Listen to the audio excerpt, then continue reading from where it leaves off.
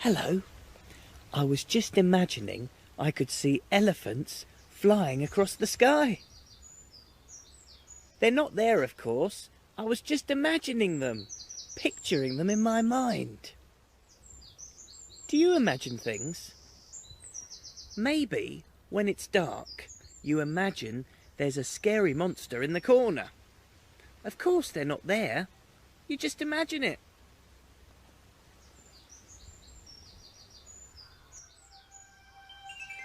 Listen.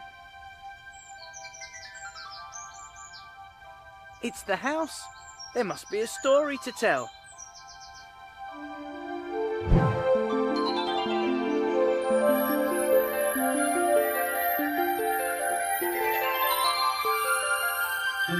Step inside, all those who love stories. Look and listen. We've tales to tell of fun, excitement, magic, adventure, tears, fears, and laughter. Surprises as well. Step inside.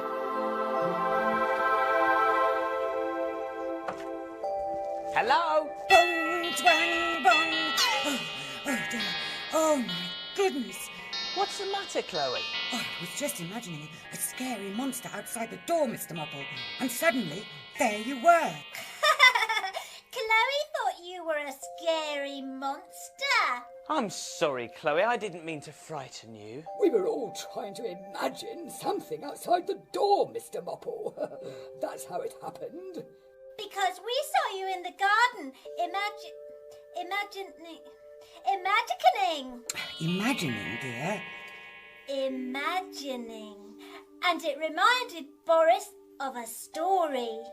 Oh, that's good, Boris. Have you found it? Oh no, not quite. Oh yes, here it is. Stand back, Mr. Mopple.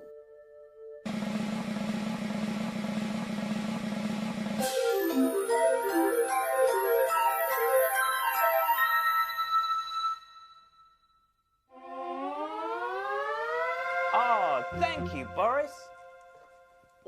I bet it's a story about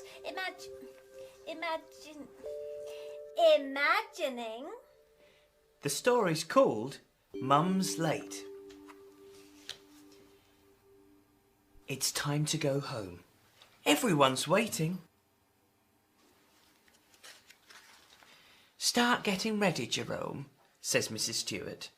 Paul, look, I can see your mother outside. My mother's always first, says Paul proudly, as Mrs. Stewart lets him out of the door. What's happened to your mother, Jerome? Asks Mrs. Stewart.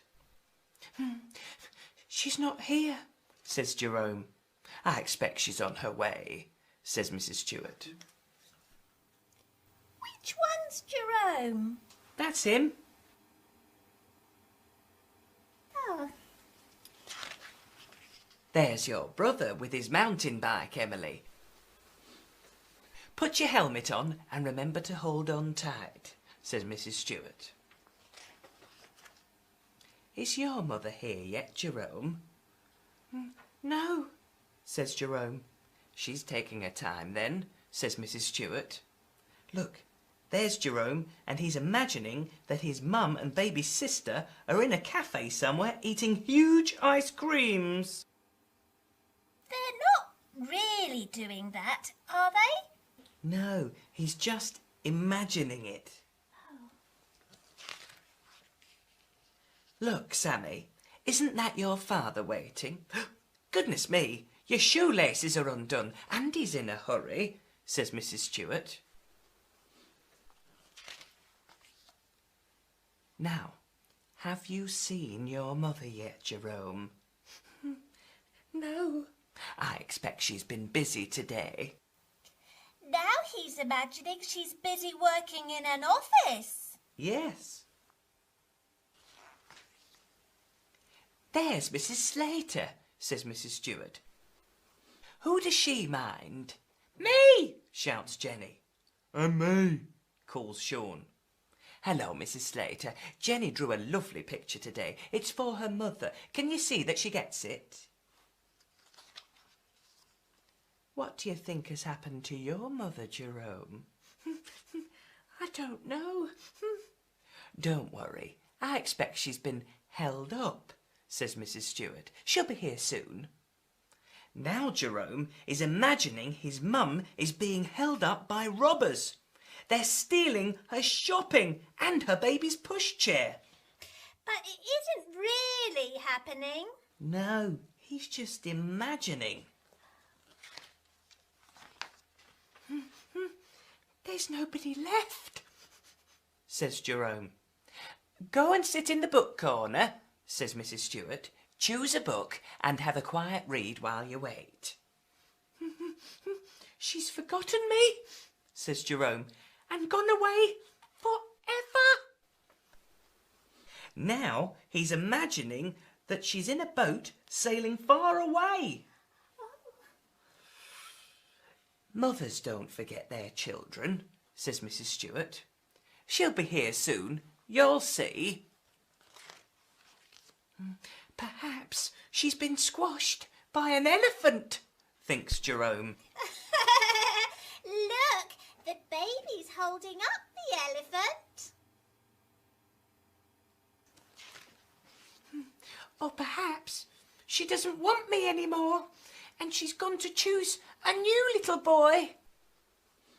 Now he's imagining a shelf full of little boys in the supermarket. Look, Jerome, who is that coming through the gate? It's my mum! My mum! And there he is, going home with his mum and his baby sister. He'd imagined all those things, and none of them were true. His mum was only 5 minutes late, but he got ever so worried, didn't he? Oh, when someone's late, you always wonder what's happened to them. And you imagine all sorts of things. Time to go. Time to go. Thank you for reading the story, Mr. Mopple. Oh, that's okay. I'm glad you enjoyed it, Twinkle. Bye, everyone. Goodbye. Goodbye.